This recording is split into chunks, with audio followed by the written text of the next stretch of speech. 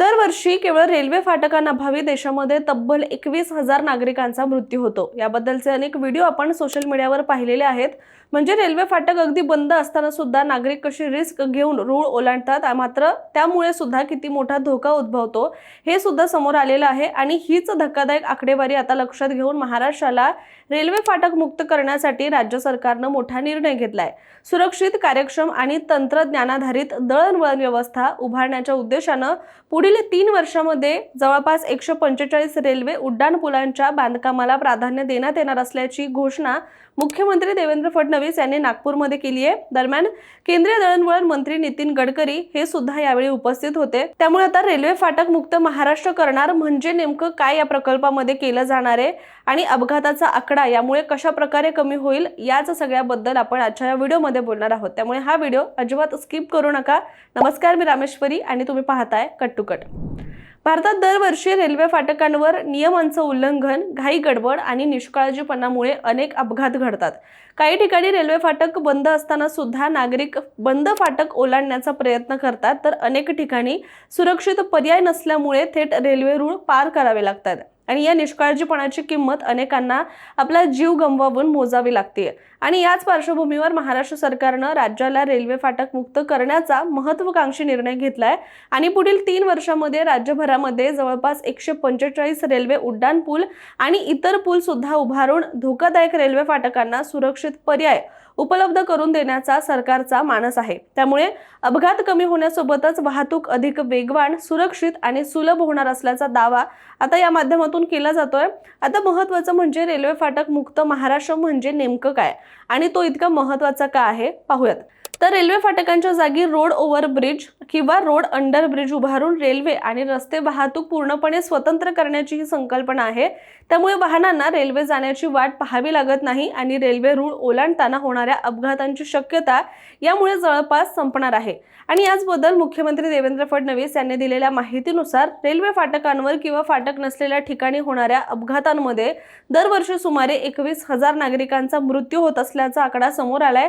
त्यामुळे हा प्रकल्प केवळ पायाभूत सुविधा उभारण्यापुरता मर्यादित नसून नागरिकांचे प्राण वाचवण्याशी सुद्धा संबंधित आहे। याशिवाय रेल्वे फाटकांमुळे निर्माण होणारी वाहतूक कोंडी सुद्धा ही मोठी समस्या आहे आणि फाटक काही मिनिटांसाठी बंद झाले तरी सुद्धा दोन्ही बाजूंना वाहनांच्या लांबच लांब रांगा लागतात। त्यातून वेळेचा अपव्यय, त्याचबरोबर इंधनाची नासाडी आणि वायू प्रदूषण सुद्धा प्रचंड वाढतंय। उड्डाण पूल किंवा अंडर ब्रिज उभारल्यानंतर हा अडथळा कायमचा दूर होऊ शकतो असं म्हटलं जातंय आणि या निर्णयाचा फायदा केवळ सामान्य नागरिकांनाच होणार नाही, तर यासोबतच उद्योग, व्यापार आणि शेती क्षेत्राला सुद्धा होणार असं म्हटलं जातंय। त्याचबरोबर माल वाहतूक सुद्धा अधिक वेगाने होईल, उद्योगांना अखंड रस्ते जोडणी मिळेल आणि वस्तू वेळेमध्ये पोहोचवल्यामुळे स्थानिक अर्थव्यवस्थेला सुद्धा चालना मिळेल। त्याचबरोबर रुग्णवाहिका असो, अग्निशमन दल असो किंवा पोलिसांच्या आपत्कालीन सेवांना सुद्धा कोणत्याही अडथळ्याशिवाय घटनास्थळी पोहोचणं सहज शक्य होईल। दरम्यान या महत्त्वाच्या निर्णयाची घोषणा मुख्यमंत्री देवेंद्र फडणवीस यांनी नागपूरच्या वर्धमान नगर येथे केली आहे आणि याच कार्यक्रमामध्ये वर्धमान नगर रेल्वे क्रॉसिंगवरील 4 पदरी रोड ओव्हरब्रिज सह राज्यातील 484 कोटी रुपयांच्या 9 महत्त्वपूर्ण पायाभूत सुविधा प्रकल्पांचं सुद्धा लोकार्पण यावेळी करण्यात आलंय। यावेळी लोकार्पण समारंभाच्या अध्यक्षस्थानी नितीन गडकरी होते। त्याचबरोबर यावेळी राज्याचे महसूल आणि तथा पालकमंत्री चंद्रशेखर बावनकुळे, अर्थ राज्यमंत्री आशिष जयस्वाल, आमदार कृष्णा खोपडे, चरणसिंग ठाकूर, महापौर नीता ठाकरे, स्थायी समितीच्या अध्यक्ष शिवानी दानी, महारेलचे महाव्यवस्थापक राजेश कुमार जयस्वाल, त्याचबरोबर दयाशंकर तिवारी, महानगरपालिकेचे नगरसेवक, लोकप्रतिनिधी आणि मोठ्या संख्येने नागरिक सुद्धा यावेळी उपस्थित होते। आणि मुख्यमंत्री फडणवीस यांनी यावेळी सांगितले की राज्यामध्ये सध्या 524 ठिकाणी रेल्वे फाटकांची आवश्यकता आहे। यापैकी दिवसाला 10,000हून अधिक वाहतूक असलेल्या जवळपास 121 रेल्वे फाटकांना सध्या प्राधान्य देण्यात आलंय आणि या प्राधान्य क्रमांकासह एकूण 145 रेल्वे उड्डाण पूल आणि इतर पूल बांधण्यास राज्य सरकारने मंजुरी दिली आहे आणि हे सर्व प्रकल्प पुढील 3 वर्षांमध्ये महारेलच्या माध्यमातून पूर्ण केले जाणार असं सुद्धा म्हटलं गेलंय। मुख्यमंत्र्यांनी यावेळी महारेलच्या भूमिकेवर सुद्धा प्रकाश टाकलाय।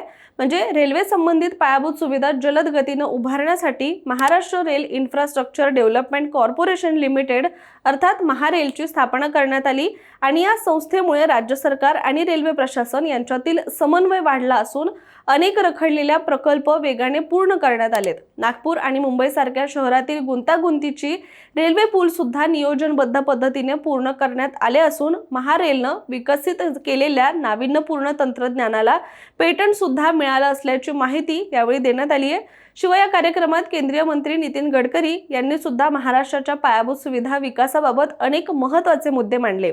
केंद्र सरकार आणि राज्य सरकार सोबतच रेल्वे मंत्रालय यांच्या समन्वयातून ही मोहीम वेगाने आता राबवली जाईल असं सुद्धा त्यांनी स्पष्ट केलंय। याचबरोबर राज्यातील राष्ट्रीय महामार्गांचं जाळं अधिक मजबूत करणं, शहरांमधील वाहतूक कोंडी कमी करणं, आधुनिक रस्ते आणि पूल उभारणं, लॉजिस्टिक आणि मालवाहतूक अधिक वेगवान करणं तसंच विकास कामांमध्ये गुणवत्ता आणि वेळेचे काटेकोर पालन करणं यावर विशेष भर दिला जाईल असं सुद्धा त्यांनी म्हटलेलं आहे। त्याचबरोबर गडकरी यांनी महाराष्ट्राला देशातील सर्वात वेगाने विकसित होणाऱ्या राज्यांपैकी एक बनवण्यासाठी केंद्र सरकारकडून आवश्यक ते सर्व सहकार्य दिले जाईल अशी सुद्धा ग्वाही यावेळी दिली आहे। त्यामुळे आता रेल्वे फाटक मुक्त महाराष्ट्र ही केवळ एक उड्डाणपूल उभारण्याची योजना नाही तर सुरक्षितता, वाहतुकीचा वेग, वेळ आणि इंधनाची बचत सोबतच प्रदूषणामध्ये घट आणि आर्थिक विकासाला चालना देणारा सोबतच सगळ्यात महत्त्वाचं म्हणजे अपघाताचा आकडा कमी करण्यासाठीचा हा एक व्यापक पायाभूत सुविधा प्रकल्प आहे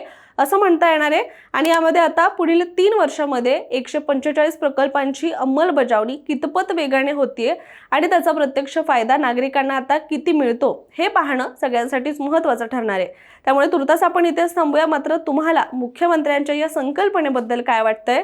हा प्रकल्प किती उपयोगी ठरू शकतोय? या सगळ्याबद्दलचं मत जे आहे ते कमेंट करून नक्की सांगा आणि अशाच माहितीपूर्ण व्हिडिओसाठी सुद्धा कट टू कटला सबस्क्राइब करायला मात्र विसरू नका।